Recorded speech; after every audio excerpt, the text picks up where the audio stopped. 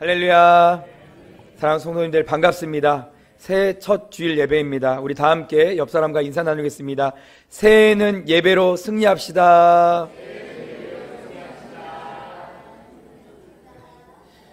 그렇습니다. 우리는 오직 예배로 승리하는 삶이 되어야 합니다. 예배 자리를 놓치면요, 믿음을 온전하게 지키는 삶을 살기가 참 어렵습니다.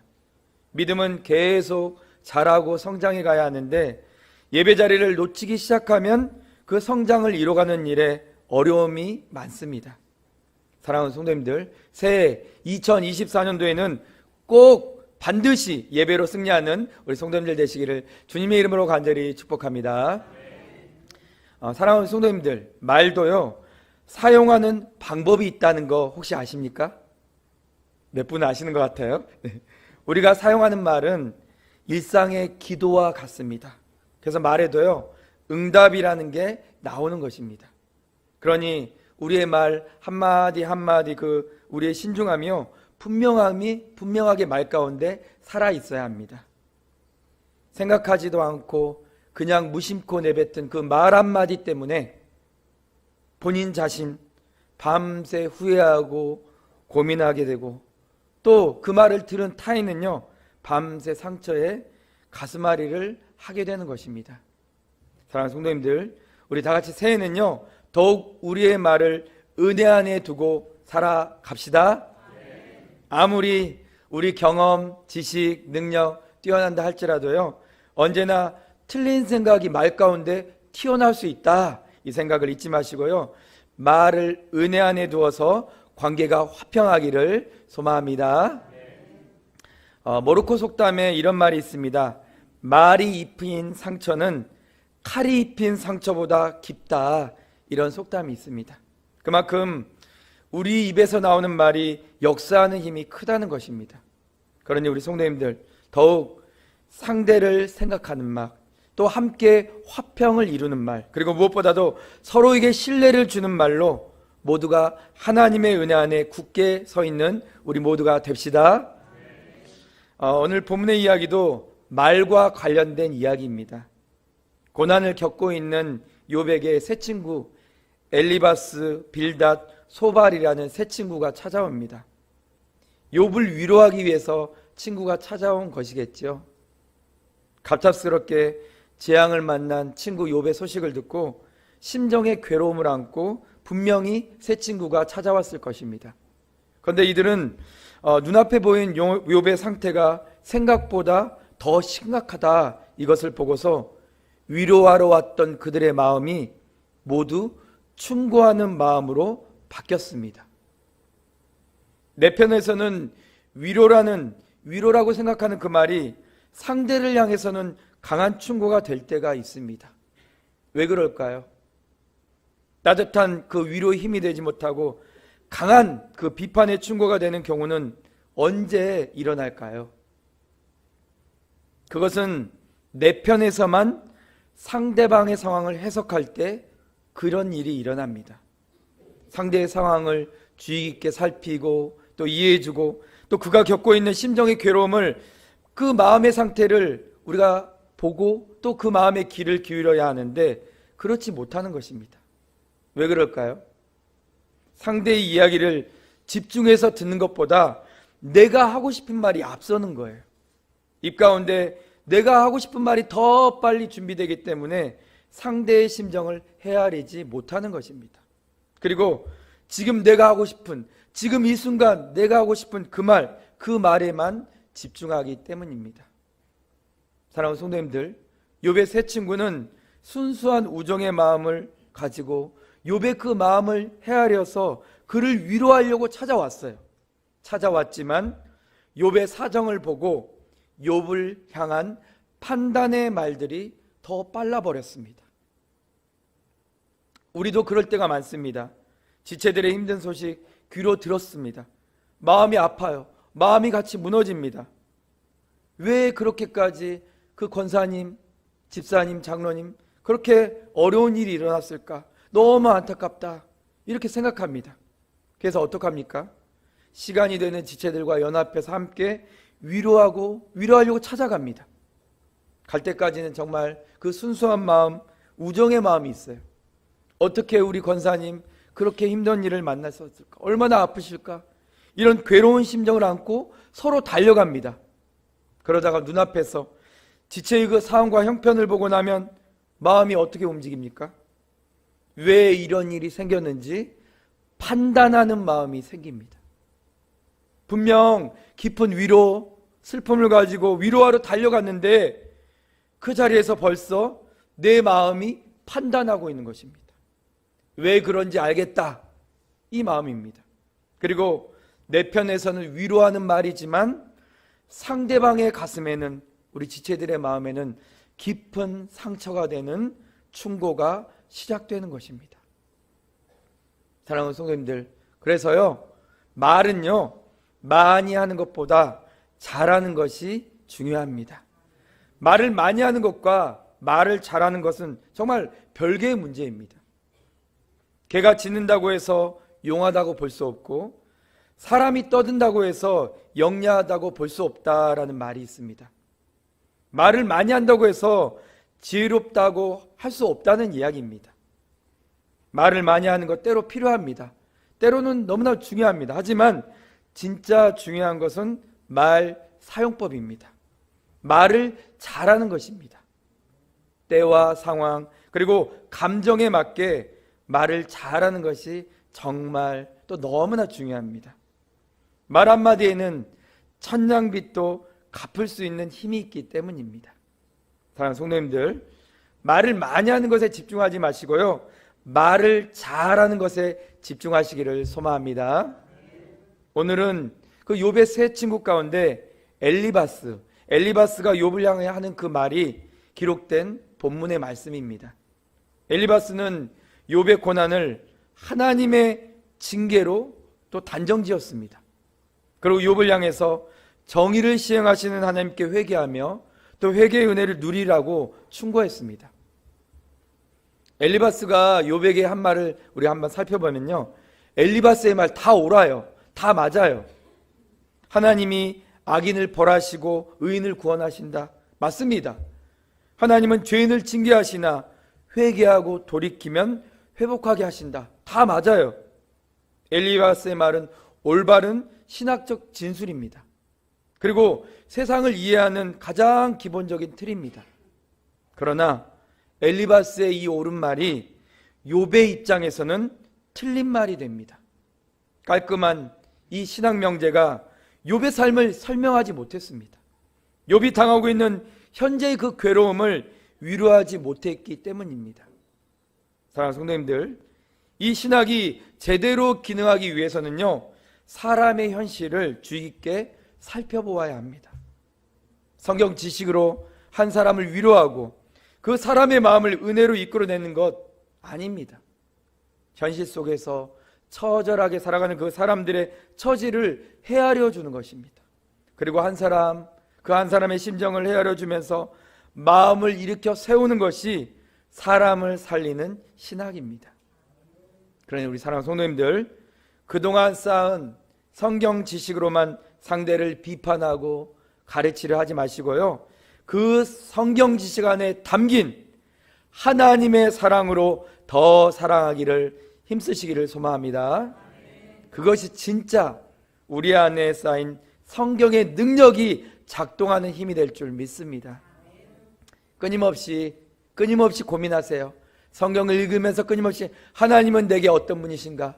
하나님은 어떤 일을 하셨는가? 성경을 이해하며 읽어가십시오. 그런데 하나님이 어떤 분이신가? 그런 이해가 없다면 단순히 성경 지식만 쌓아가는 사람은 그 판단의 자리, 정죄의 자리, 그 자리에서 내려오기 쉽지 않습니다. 내려올 수 없습니다. 하나님이 가장 먼저 무슨 일을 하셨습니까? 나 같은 죄인, 우리 같은 죄인을 용서하시고 용납하시고 살려주신 분이 우리 하나님이십니다. 그 중요한 사실을 잊어버리고 성경 지식만 쌓아가니까 내가 은혜 받은 자라는 것을 잊어버리고 사랑하고 용납하는 인생이 아니라 가르치려고만 하는 인생이 되고 마는 것입니다. 얼마나 안타깝습니까? 바람과 햇님의 내기라는 이솝우화를 우리 성도님들 잘 알고 계실 것입니다. 길을 가고 있던 그 한 나그네를 보고요, 이 나그네의 겉옷을 누가 빨리 벗기는가 바람과 해가 내기를 했습니다. 이유하에서 바람이 나그네의 옷을 막 벗기려고 바람을 계속 세게 불면 불수록 나그네는 옷깃을 더 여미는 거예요. 옷이 벗겨지지 않습니다. 그러나 해님의 그 따뜻한 햇볕은요, 나그네로 하여금 외투를 벗게 만드는 것입니다. 여기서 햇볕의 의미는 원하는 바를 성취하기 위해서 바람처럼 힘으로 탁 밀어붙이기보다는요, 햇빛처럼 자연스럽게 그렇게 되도록 그 환경을 만들어 준다는 것입니다. 자연스럽게 환경을 만들어 주는 일은 바로 따뜻한 공감과 위로입니다. 그래서 우리는 타인을 공감해 주는 그 공감 능력이 뛰어나면요, 뛰어날수록 관계가 더 좋아지는 거예요. 좋아질 수밖에 없습니다. 마음의 외투를 벗는 일은 공감에서 일어나니까요. 사랑하는 성도님들, 믿음 생활을 지식으로만 하지 마시고 가슴으로 하십시오. 하나님께 받은 그 사랑, 그 큰 사랑이 가슴에서 분명히 뛰는 삶을 우리 성도님들이 먼저 살아내시고요, 그 사랑을 가슴으로 흘려보내시기를 소망합니다. 입으로 흘려보내는 사람은요, 가르치려고만 하지만 가슴으로 흘려보내는 사람은 자기를 드러내지 않으면서요, 사랑을 계속 공급하는 사람입니다. 저는요, 저와 우리 성도님들 모두가 가슴으로 서로 사랑하며 공감하고 위로하는 관계이기를 간절히 소망합니다. 그 진짜 위로, 진짜 공감, 진짜 사랑이 우리 안에 충만하게 있는 예수님의 사랑이길 주님의 이름으로 간절히 축복합니다.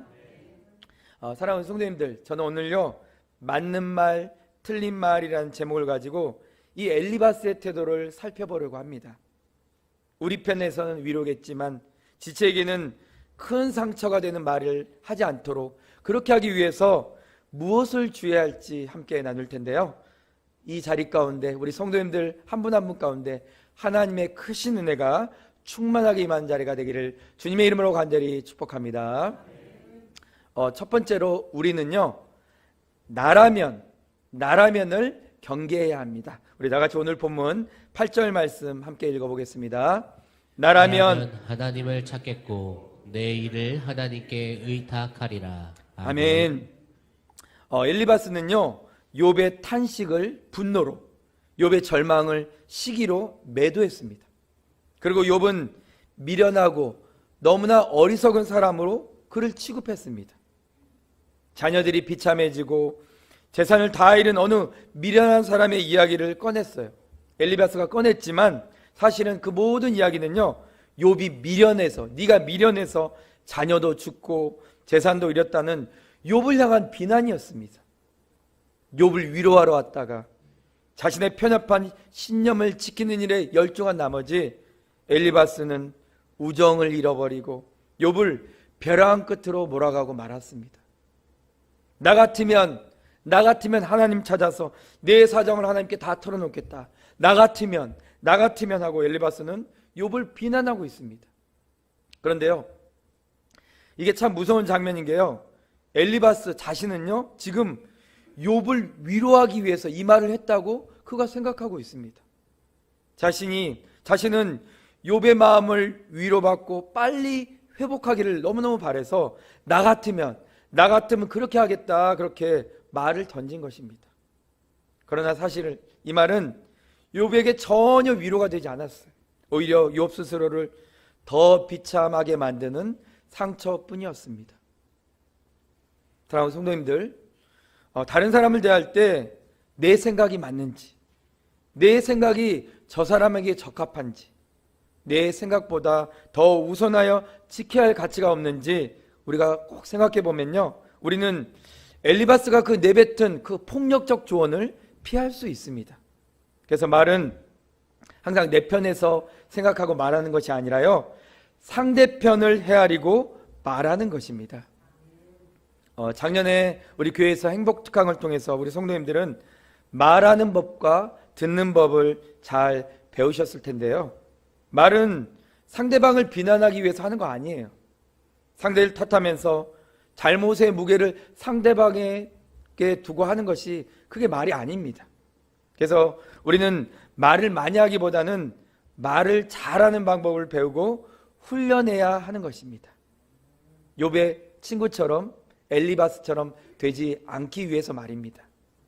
다른 성도님들, 나라면 그렇지 않겠다, 나라면 이러하겠다 라고 나 중심적인 그런 말하는 습관을 가지고 있다면 올해는 반드시 그 습관을 고치시기를 간절히 소망합니다. 나라면이 아니라 당신이라면 어떡하겠냐, 당신의 생각은 어떠하냐 라고 항상 우리 마음의 무게를 상대에게 기울이십시오. 그러면 반드시 화평이, 평화가, 샬롬이 관계 안에서 따라오게 되어 있습니다. 가정에서부터 한번 이 말 습관을 시작해 보세요. 나라면이 아니라 너라면, 당신이라면으로 공감의 무게를 더 가지시기를 축복합니다. 아무리 좋은 생각, 아무리 좋은 방법, 아무리 좋은 계획을 가지고 나라면 그래야겠다라고 알려줘도요, 그 이야기가 상대편에게는 너무나 괴로운 방법이고 너무나 괴로운 계획이고 너무나 괴로운 생각입니다. 심정을 너무 괴롭게 만드는 일이 될 수 있음을 우리 성도님들 반드시 꼭 기억하시기를 소망합니다. 자녀들을 향해서도 마찬가지입니다. 너무 너라면, 아니 나라면 이러하겠다 그렇게 강조하지 마시고요, 자녀들의 심정을 더욱더 살피시고 헤아려 주시는 부모님들이 되시기를 소망합니다. 그래서 가정에서부터 부러지는 관계가 아니라요, 더욱 신뢰와 회복의 관계로 평안을 누리시는 우리 성도님들 가정 되시기를 주님의 이름으로 간절히 축복합니다. 항상 나라면 이러하겠다가 아니라 당신이라면을 생각하시면서요, 지체를 향한 공감과 또 배려가, 또 사랑이 입에 습관이 되어 있는, 습관이 배어 있어서 묻어나시는 우리 성도님들 모두가 되시기를 주님의 이름으로 간절히 축복합니다. 두 번째로, 우리는 한 가지만 알고 다 아는 척하는 사람이 되어서는 절대로 안 되겠습니다. 하나님의 징계를 받아들이라는 그 엘리바스의 충고는 고난을 징계로밖에 볼 줄 모르는 그런 모자란 신앙에서 나온 것이고요, 욥을 죄인으로 만드는 망언일 뿐입니다. 책을 한 권만 읽고 말하는 사람이 제일 무섭다, 이런 말이 있습니다. 겨우 한 권의 책만 읽었을 뿐인데요, 모든 것을 다 아는 척하기 때문이라는 것입니다. 뭐든 간섭하고 뭐든 나서서 다 아는 척하는 사람을 뭐라고 말합니까? 안다박사라고 하죠. 안다박사. 우리 성도님들 중에 혹시 안다박사 계십니까? 무엇을 하든 어느 자리에 있든 다 아는 것처럼 하는 사람을 말합니다. 사랑하는 성도님들, 우리는요 이 태도를 경계해야 합니다. 성경도 마찬가지예요. 성경은 읽어도 또 새롭게 다가오는 것이 하나님의 말씀입니다. 믿으십니까? 성경의 깊이를 감히 성경 메똑했다고 우리는 다 이해할 수 없습니다. 그런데 다른 사람보다 내가 성경을 좀 더 많이 읽었다고, 내가 제자반, 양육반 한번 받았다고 안다박사 중독에 빠지는 경우가 종종 있습니다. 뭔가 다 아는 것처럼 스스로 말하는 오류에 빠질 때가 있습니다. 엘리바스도 그랬어요. 자신의 신념이 확고하니까 그것이 확실한 믿음이 되어버리고 오직 그것만이 옳다고 자기 주장에 빠져버린 거예요. 그리고 곧 그의 생각은 욥을 향한 맹렬한 그 정죄로 이어지고 만 것입니다. 사랑하는 성도님들, 항상 내가 다 안다, 나는 너무너무 잘한다라는 생각을 경계하시길 소망합니다. 우리는 매일매일 더 몰라요. 매일매일 우리는 더 늙어가고요, 매일매일 더 깜빡거립니다. 벼는 익을수록 고개를 숙인다는 속담이 있습니다. 벼가 익을수록이란 말은요, 꽉 찬 상태를 말합니다. 자신 안에 꽉 찰수록 더 겸손해진다는 것을 말하고 있습니다. 사랑하는 성도님들, 우리 모두가 이러길 간절히 소망합니다. 우리 안에 하나님의 은혜가 꽉 찰수록, 또 말씀의 교육을 받고 우리 속에 하나님의 말씀이 꽉 찰수록 더욱 우리 자신을 숙이고 겸손해지기를 소망합니다. 이런 사람이 정말 고귀한, 정말 순결한 인격을 가진 사람입니다. 사랑하는 성도님들, 신앙의 연수가 오래수록 더욱 많은 영적 은사를 가질수록, 더욱 많은 섬김과 헌신과 봉사의 자리에 서실수록 더욱더 꽉 찬 사람이 되시기를 간절히 소망합니다. 자신을 낮추라는 거예요. 더 자신을 낮추고 상대와 환경을, 사람을, 지체를 세우는 우리 성도님들 되시기를 간절히 축복합니다. 그것이 바로 하나님의 지혜인 줄 믿습니다. 벼가 속이 꽉 차니까 고개를 숙이는 거예요. 속이 꽉 차지 않으면 가볍기 때문에 고개를 들 수밖에 없습니다. 말을 지혜롭게 하지 못하고 말만 많은 사람은요, 속이 꽉 찬 사람이 아니에요. 아직 채워져야 할 게 더 많은 사람입니다. 그러니 또 겸손해야 합니다. 속이 꽉 차지 않았기에 더 채워야 되니 겸손해야 되고, 속이 꽉 차면 그만큼 책임감이 많으니까요, 또 겸손해지는 것입니다. 그렇게 말에 겸손을 항상 가지시는 우리 성도님들 되시기를 주님의 이름으로 간절히 축복합니다. 내가 안다, 많이 안다, 다 안다 이렇게 생각하고 안다 박사 되지 마시고요, 항상 배우는 자세로 경청하는 성도님들이 되십시오. 경청하는 태도가 자신을 숙이는 태도예요. 경청하는 태도가 남을 정죄하지 않는 태도입니다. 그러니 꽉 차지도 않고 수확만 기다리는 어리석은 사람 되지 마시고요, 꽉 차서 수확의 기쁨을 기다리는 깊은 믿음의 사람, 우리 믿음의 성도님들 되시기를 주님의 이름으로 간절히 축복합니다. 사랑하는 성도님들, 이제 말씀 마무리하겠습니다. 욥을 위로하기 위해 찾아왔지만 결국 욥을 맹렬하게 비난한, 그리고 정죄한 엘리바스의 태도를 우리는 오늘 살펴보았습니다. 우리가 욥의 친구들처럼 내 편에서 위로라고 생각하는 말이요, 상대방에게는 정말 깊은 상처가 되지 않기 위해서 오늘 두 가지로 말씀 살펴보았습니다. 첫 번째로, 나라면을 우리 경계해야 합니다. 항상 내 생각만 주장하면서 상대를 정죄하지 않도록 우리 모두 경계합시다. 두 번째는요, 안다 박사를 경계해야 합니다. 하나만 알면서 모든 것을 다 아는 것처럼 자신을 속여서는 절대로 안 되겠습니다. 하나님의 은혜가 내 속에 꽉 찰수록 말에도 더 겸손을 가져야 합니다. 어느 자리에서든 아는 척하느라 지체들의 그 가슴 가운데 상처내고, 그 상처내는데 바쁜 우리가 아니라요, 항상 경청하며 들어주기를 힘쓰면서 겸손하기를 힘씁시다.